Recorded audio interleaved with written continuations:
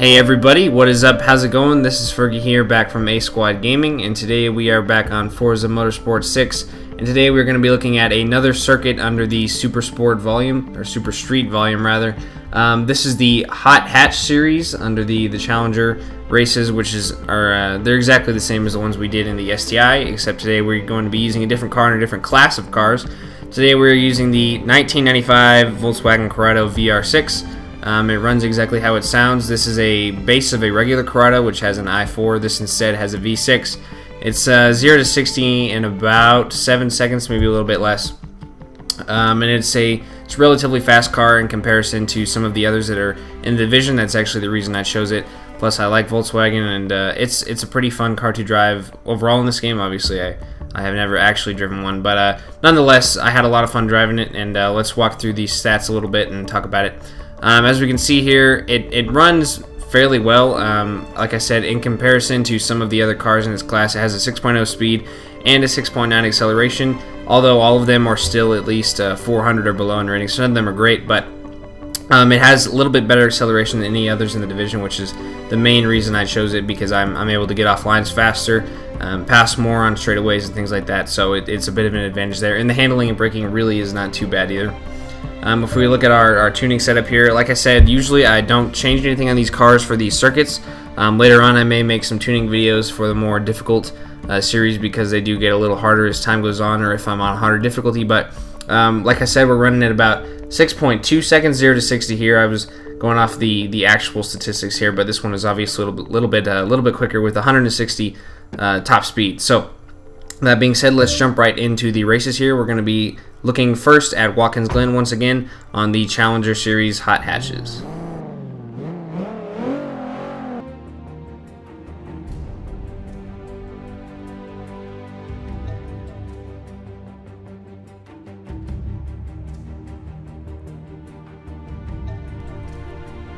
Alright everybody, so now we are racing on Watkins Glen. All the races in this series are exactly the same as the ones we ran in the STI, as I said earlier. Obviously all the cars that we'll be racing against are a little bit different, and this car handles a little bit worse than the STI and those others, because it is not exactly a rally car. It doesn't have quite as good a handling. It's about the same speed-wise, but all of those things will add up in the end, and will kind of change the way we're racing here. So this track is a pretty good starter. It's a pretty good one to start off on. The middle two races in this series are by far the most difficult. I'm talking Sebring in the rain, and then Long Beach, which is just a short little tight course with not a lot of places to win. But this one is a good starter. There's a lot of good places to pass the competition, and ways to take advantage of how the Drivatar AI works, because if you can see here, I have the driving assist turned on to where it tells me where to brake, and really I don't even use that for braking. Obviously it's helpful to know when I should be braking and all, but it's also good to see when the Drivatars will be braking and you might not have to. So both of these bends right here, you really don't have to brake at all unless you're in a faster car, which we're not. You don't really need to brake there, and all of the Drivatars will. So there and right here are great places to pass, especially if you're in a car like this that has a little bit better acceleration and speed than the others. You can get some great passes in, some great drag off the other cars if you're behind them. Another turn right here, you can actually not brake quite as much, cut the grass, cut the turn off, both turns actually, and I made like 4 or 5 passes right there. So both of those first original turns are pretty much the best places in the entire race to pass. The rest of the race is also good if you're driving well, you're hitting your turns correctly and things like that. You can pass either on the inside or the outside, but this was actually a fairly easy race for me. I got this done in the first try. Like I said in the last video, I'm running all of these races on at least highly skilled, expert, or pro Drivatar difficulty. I'm pretty sure all of these are on expert. I don't think I moved up or down, but really when you move up to pro, you really don't have to worry about winning, because you won't. The top 2 or 1 racers will usually be too good for you, but you can qualify if you're driving well. And then unbeatable, you may not be able to place at all, so that's why I usually don't mess with unbeatable. In order to get these videos out in a timely manner, it would take me dozens of runs to even place. But that's just about it for this race. It's a fairly easy one. Like I said, it's a good track to start on. Take advantage of the beginning of the lap with those multiple kind of S turns where you can kind of cut them off and you don't really have to brake much in. This should be a good start for you, so good luck.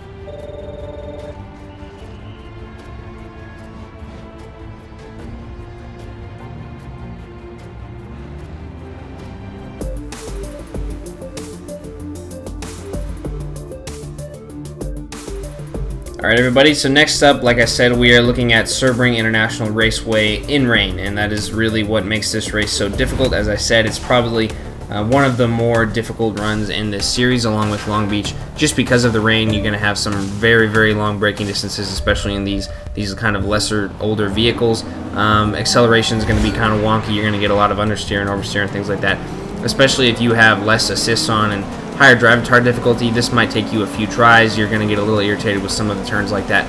But kind of opposite of how the last track operated, there's not a lot of places to take advantage of the other drivers in the beginning of this race, except for give this initial turn right here where you can really take a big cut out of them and bounce off some other cars in the first lap. There's not a lot of places to really take advantage of the AI at all until you get near the end of the race. There are 2 or 3 turns that you can pretty much just diagonally cut off. They'll take all the way around.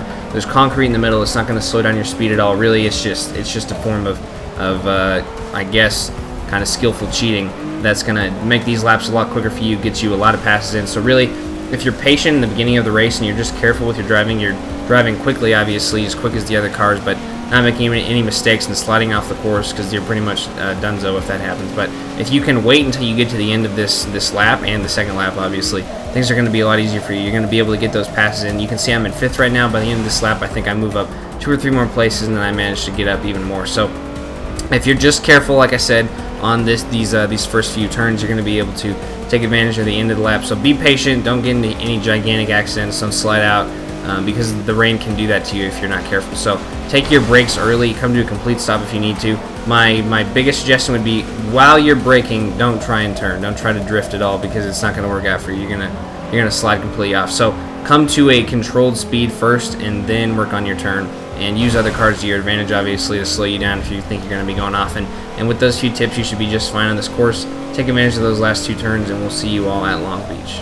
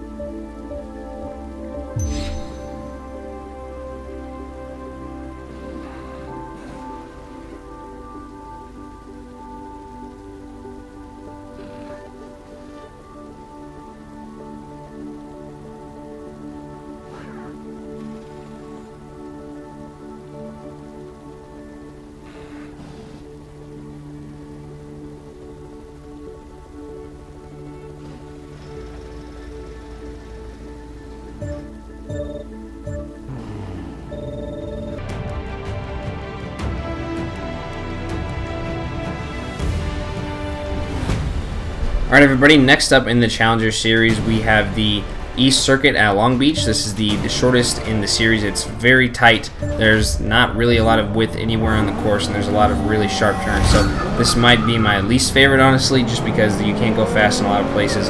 You might get a little irritated by how condensed things are, especially at the last turn. And you really need to be patient with this race as well, because the best places to pass are near the end. You can't try to take advantage of the first two turns. You can't try to cheat them at all, because they're fairly difficult, honestly. And if you're trying to drive as fast as you can and get past it, it's just gonna come out worse for you. So really, if you're patient and you try to take these as tight as possible without getting in any accidents, and you're getting some perfect turns in, you need to wait until the end of the lap, just like the last track, in order to get your passes in. There's a very sharp U-turn, just like I said back on the STI video. If you can take this U-turn really close on the inside or really far on the outside and use it to take advantage of the other vehicles, and that's going to be the best place to pass for you. Other than that, you need to be driving well for the entire race, or you're just really not going to be able to place it all. Out of all the 4 tracks in this series, I've run this one the most, failed the most on this one, so I like to think I've gotten a little bit better at it, but it's still my worst by far, and it's fairly difficult, honestly, especially in this car. I do like this car, especially in comparison to a lot of the others in the series, but none of these are great. Another thing I want to talk about is kind of being able to recover from your accidents. I try not to rewind at all, especially when I'm recording these videos. I try to make sure I'm recovering from anything I get involved in, because usually you can get your spots back up if you're driving well enough and you're not getting in too bad of accidents or running directly into walls or anything like that, and you don't have your simulation damage on. Obviously, you should be able to recover and at least be able to place. Maybe not win, because the guy who gets in front, the guy who starts in front, normally can get out pretty far if you're not driving very well and passing him. But nonetheless, try to recover from your mistakes. Don't kind of give in to the whole rewind thing, because that's just gonna, when you're racing online and stuff, you don't have rewinds and you're just gonna have to quit out of games, and that's not fun at all. So focus on driving as well as you can, and when you do make a mistake, try to bounce back from it and still get back into the race, because that's going to be a lot more important than just pressing the Y button and trying again. You can do that as many times as you want, and obviously you can win anything on the first try, but that's really not that fun at all, and I highly advise against it. And I know it's just in the game in order to keep you from getting too frustrated and things like that, but if you really want to get good at this and you don't want to be, I guess, made fun of by your friends and everything for not actually being that good, then I would suggest not using rewind and just going at it and having a lot of fun and doing your own thing and making sure you're driving as well as you can. And when you do get in accidents, just bounce back.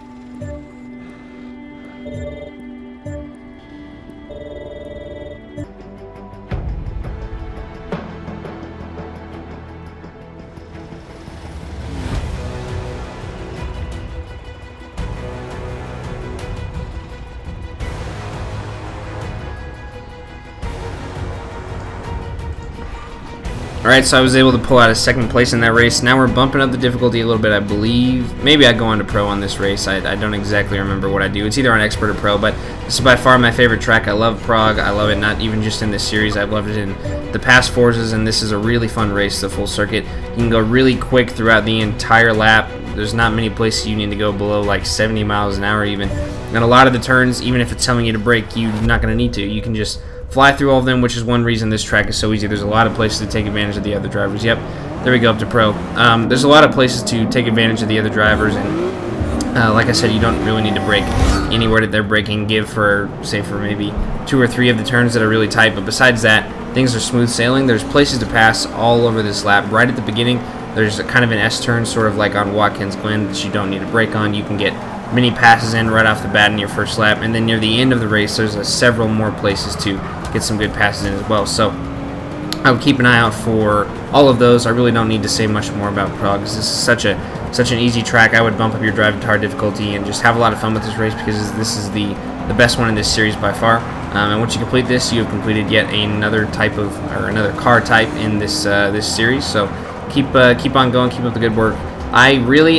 Sometimes I complete all 6 kind of car divisions in a certain series, and sometimes I'll just try to do 2 or 3. It kind of depends. I do like seeing that 100% on my completion, but that's a lot of racing, and I won't be able to cover all of those in every video, because that's like 200 videos or something like that. So I hope you can understand that I'll be doing every car division in each kind of volume. So we're in Super Street. I'll be doing each car division in every volume, but I'll only be doing 2 or 3 different car types in each series, just because that would get a little redundant with the races as well, so I wouldn't want to bore you guys in. It would also take me an eternity to make these, because these take me a little bit longer to make because of the length and all the races and every thing like that. So I want to thank you all for watching. I hope you enjoyed this last track here, and we'll talk to you all in a minute.